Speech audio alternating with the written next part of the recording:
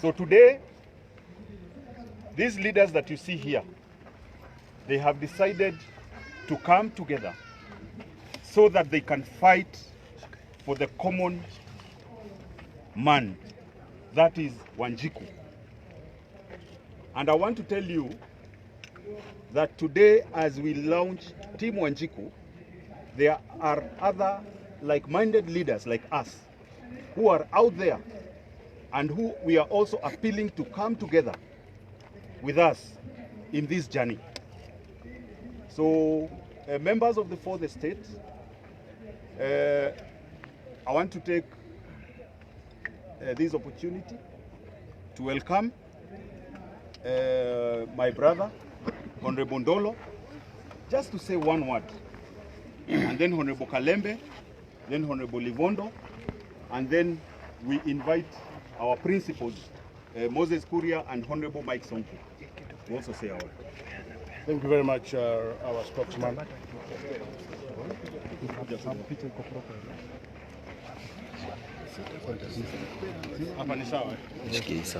very much, our spokesman, Governor, Kuria Livondo and Dile. Vile tumesema, safari imeanza na tutaanza kuanzia Monday kwa koti yetu. Vile gavana wetu amesema, itakuwa ni kazi kazi kazi. Wananchi wa kawaida, wananchi wa kawaida. Wale wameumia, tutaenda kwa vijiji, tutawaambia ukweli. Tutakanyaga kila kona ya nchi kuambia ukweli. Hatutatukana mtu, hatutatumiwa na mtu. Yetu tutakuwa ni kusema ukweli na kulinda haki ya mnyonge katika nchi yetu ya Kenya. Saa hii nyinyi wenyewe mnaona hakuna mtu hata mmoja anatetea mwananchi wa kawaida.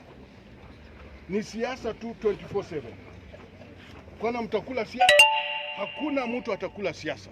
Kwa hiyo sisi, hii timu imeamuka na tumeenda.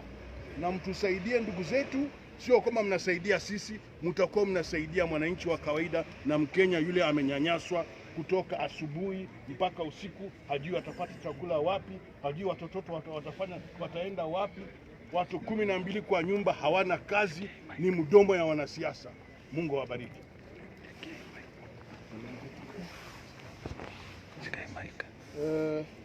Na mimi kama Kalembe Ndile, vile mwenzangu amesema, ukiangalia siasa ya Kenya kuna hizo grupu mbili. Mimi Kalembe najitanga mtoto wa skota kwa sababu baba yangu alikuwa na shamba. Katika hizo grupu mbili wanapiga siasa, sio kuna kieleweke na kitange. Ni wapi watu wanaongea juu ya skota? Ni wapi watu wanaongea juu ya ule IDPs wenye walifukuzwa? Ni wapi watu ambao wanaongea juu ya mama ule ambao anauza tomato? Mama yangu aliuza tomato. Na angekuwa na serikali nzuri, singechekelewa leo nikiambiwa sijasoma, lakini Mungu alinisaidia. Labda wale wasomi pia tunang'ang'ana. Kwa hivyo ile kitu tunasema hapa, hakuna mtu anasikia sauti ya mnyonge. Sasa hiyo unaona kuna hiyo masalamu ambao zilitokea ambao tunaunga mkono. Tunaunga mkono ndio nchi yetu ipoe, kwa sababu ni muhimu. Hata mbeleni nilikuwa nimesema haina haja watu wapiganie, na ili wa Kenya pia tumesoma masomo katika hiyo salamu, kwa sababu watu watajiuliza walikuwa wanapigania nini, kwa sababu sisi ni kitu kimoja. Kwa hivyo yangu ni kusema katika hizo sauti nikisikia mwananchi wa kawaida hakuna mahali anaingilia.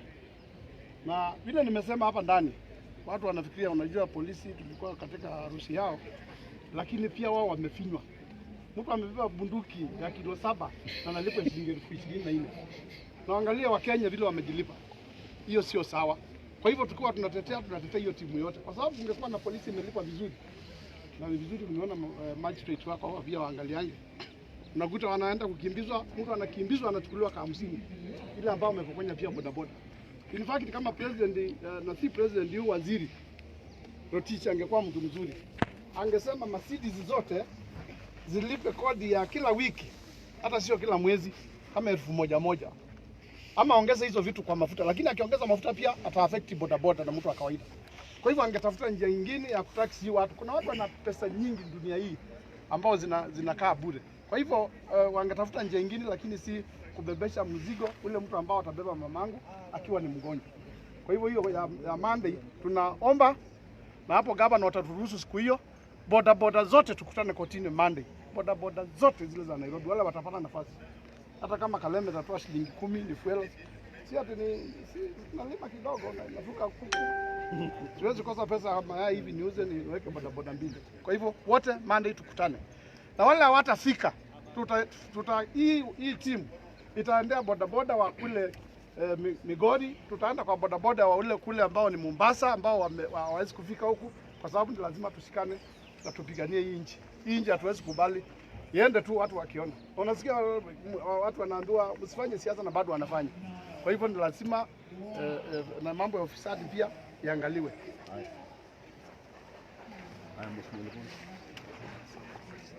Kwa majina naitwa Stanley Livondo. Mimi kile nataka kuambia Wakenya ni kwamba Wakenya kwa wakati huu wamefinywa sana.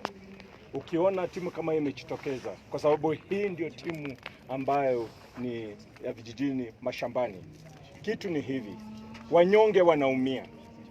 Ukiangalia hata wafanyakazi wetu wa serikali wanafinywa kwa sababu vile mnasikia kwamba wengine wanakatwa pesa ati maneno ya housing. Alafu next year una retire, utakuja kuuliza nini? Ambayo sasa imekuwa maneno yapata potea. Maneno kama hiyo tunasema hatutaki kucheza kama huo Kenya hii. Pili tunaambia Rotich, maneno ya bodaboda, hii ndio sasa itakuvunza chanzo ya maneno. Na tunasema bodaboda Kenya mzima, msilale, chapa barabara Monday ukwe Nairobi. Monday ndio siku yenu. Kwa nini ulipe insurance? Insurance kwanza bodaboda wajui ni nini? Na wao wanasema hao ni watu wa mashambani, watu wa vijijini. Jamani, huo ni unyama. Na sisi tunaambia advisors wa president ambao mmesingira president hapo, tutamtoa hapo. Nyinyi mmesingira president, kazi yenu ni kudanganya kila siku. Wakati wenu umefika and we are not going to spare you. Na sisi kama maneno itafanya, sisi ni watu leaders wa wananchi. Tukisema wananchi wajae town ya Nairobi within seconds watajaa. Na sisi tuko hapa kuprotect haki ya Wanjiku.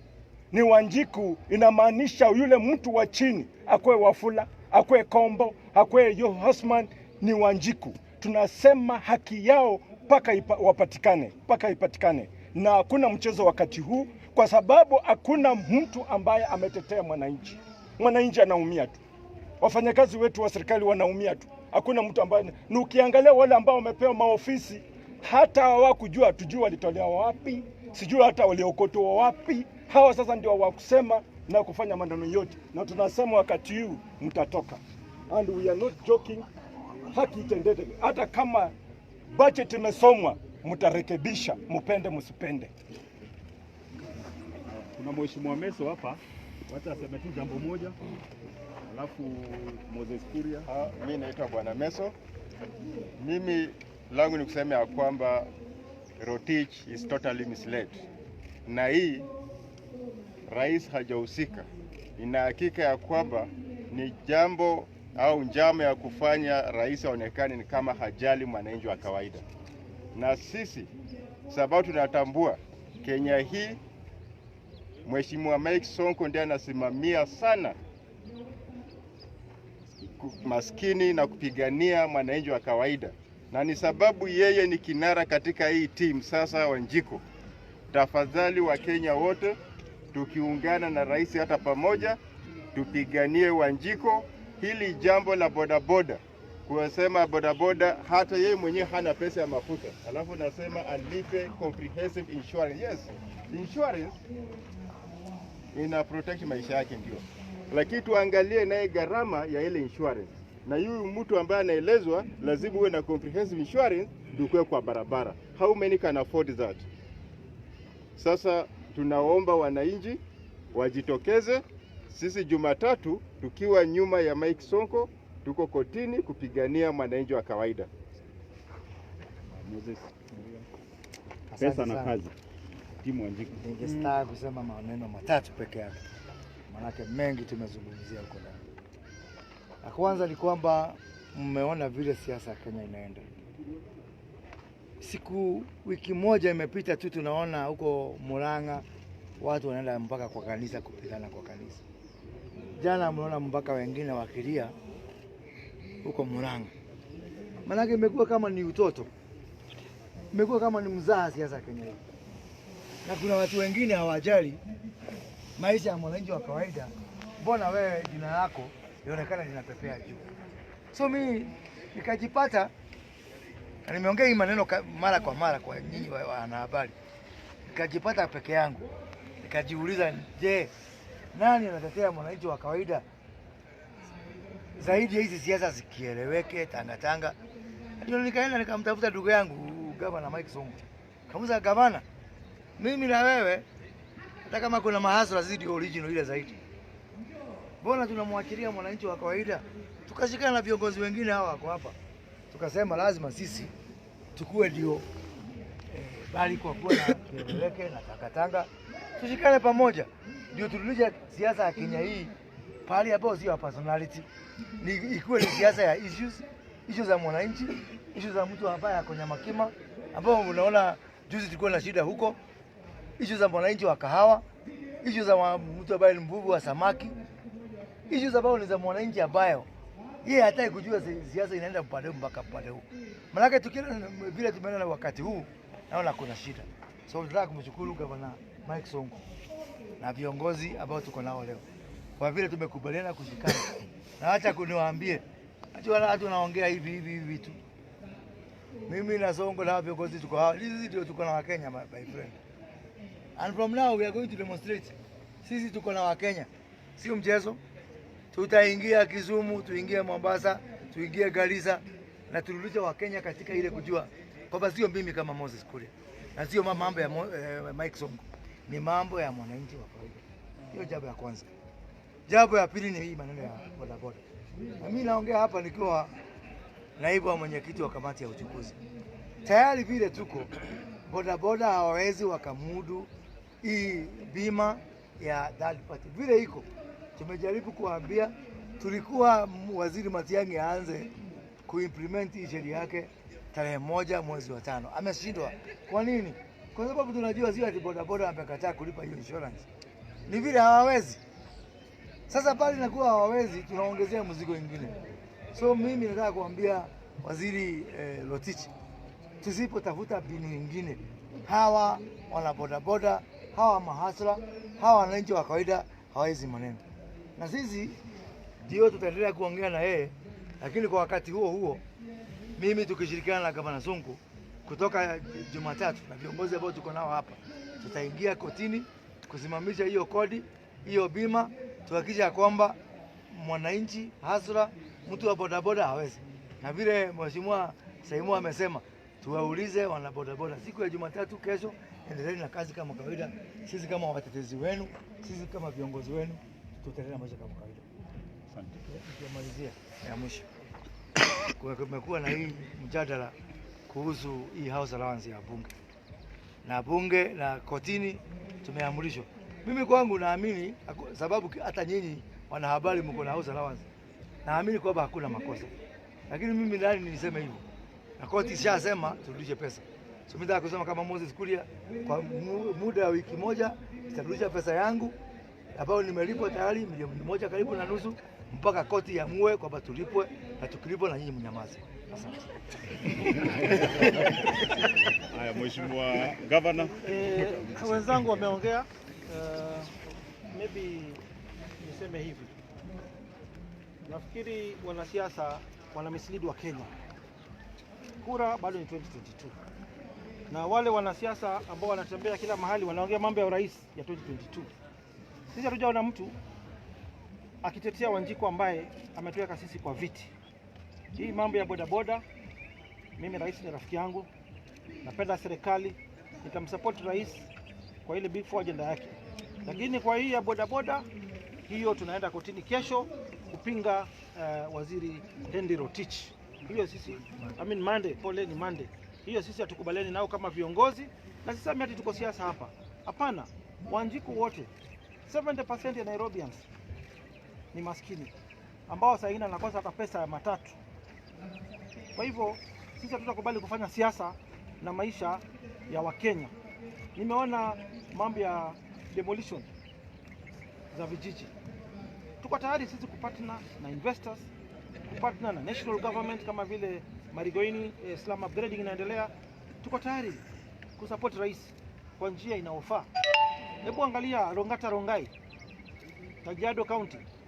Watu wanabomolewa manyumba hadi SGR ipite. Yes, tuna support mradi. Lakini why wakati SGR ilianza Mombasa kuja Nairobi, all land owners walikuwa karibu na SGR, they were compensated. Why Ongata Rongai watu wanapigwa, manyumba inabomolewa, watu wameinvest, watu wanakufa na stress, sisi tunanyamaza. Tunatafuta sasa 2022. Ona bei ya unga ndio imeshuka, lakini bado bei ya unga lazima ishuke chini.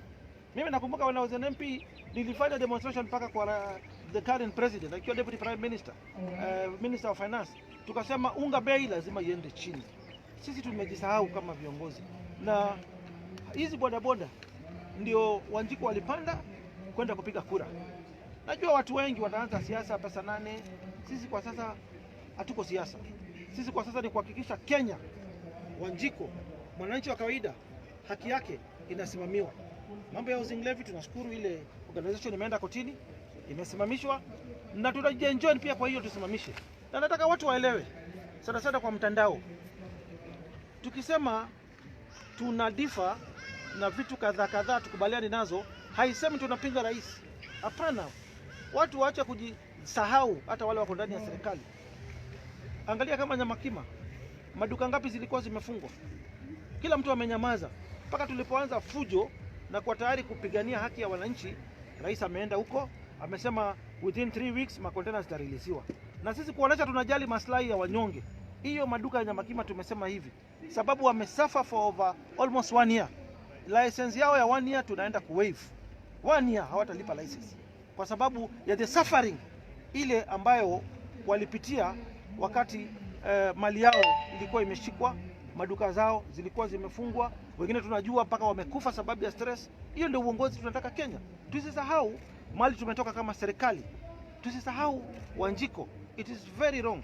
Na sisi hatuchezi siasa, sababu kuna wale wawili watatu watasema sisi tunacheza siasa. Sisi hatuchezi siasa, tunajua siasa ni 2022, but kwa sasa tutatetea haki ya Wanjiko.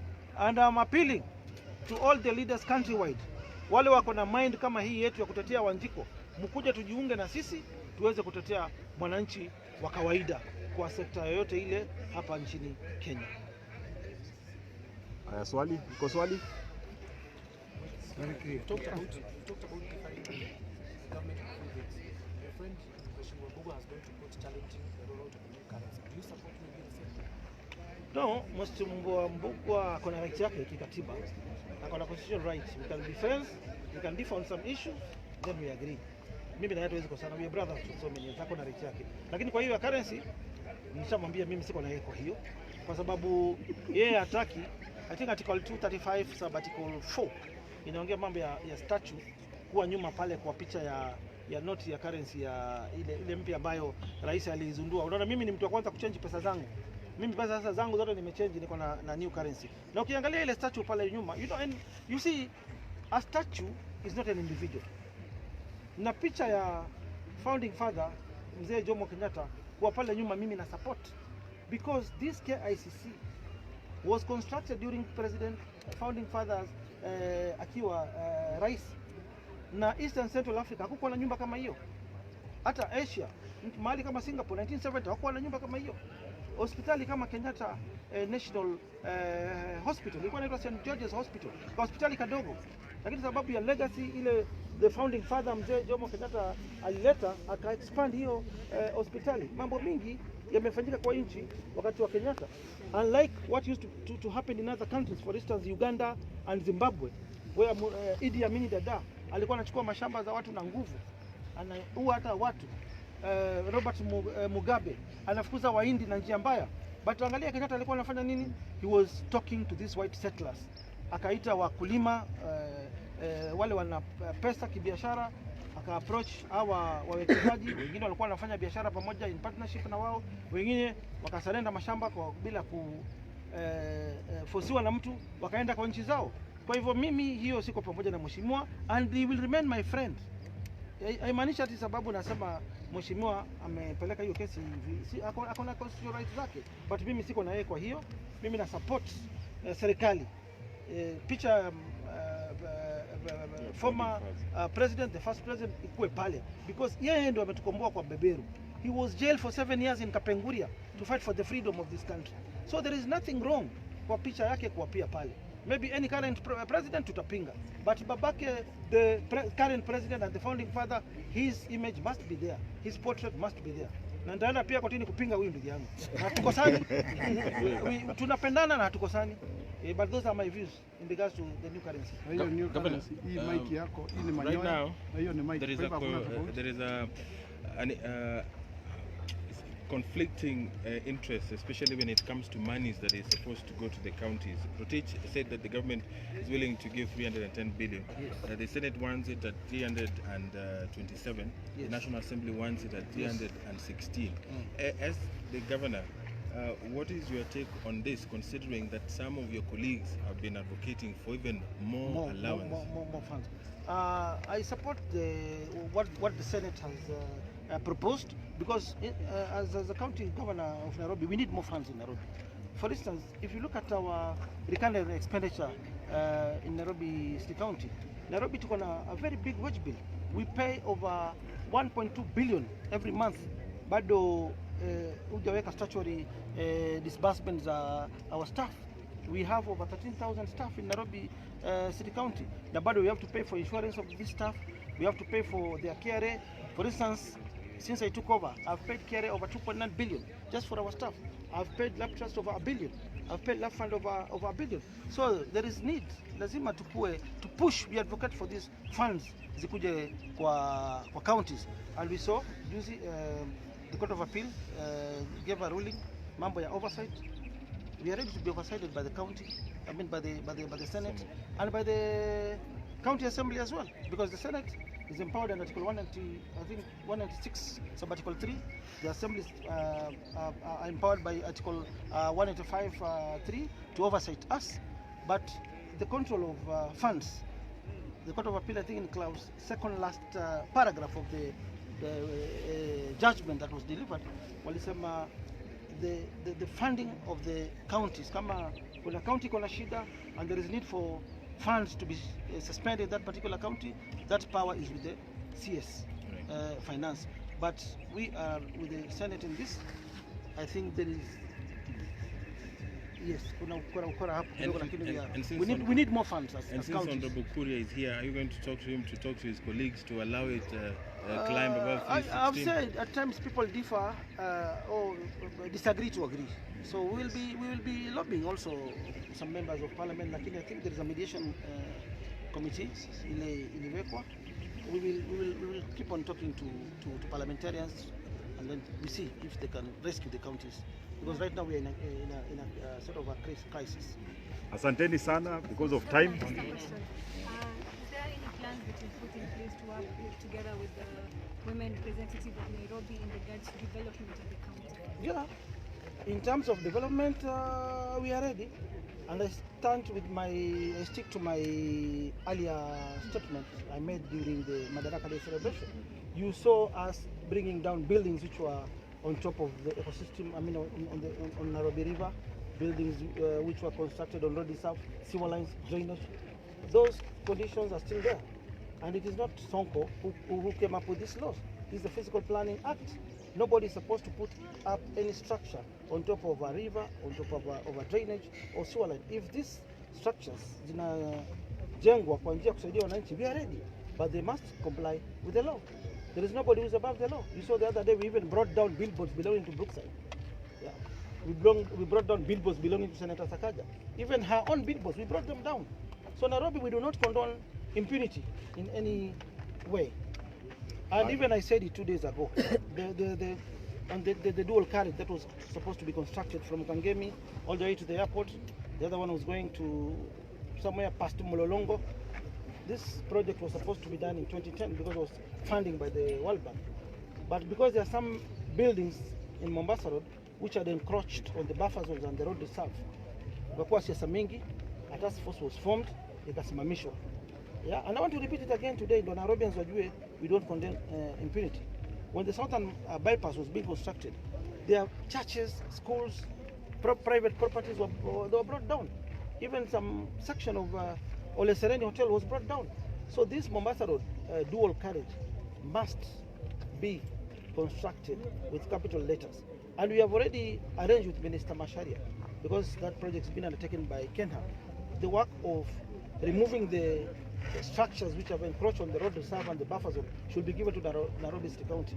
Yeah, even there are 2 media houses who have encroached on the barabara, and you know yourselves. Even Nyinyi, I know you do bad stories about me, but those buildings, kama kuna ile magusa, parking has to come down. The repercussions later. Yeah, it's repercussions later. So this So means the beef that you had with Mr. that was an issue because does she's not the- involve no, that was Let us not dwell on that that issue. was an issue. Yes. Yeah. Let I us don't not dwell want on to- that issue. Yeah. Okay, thank you guys.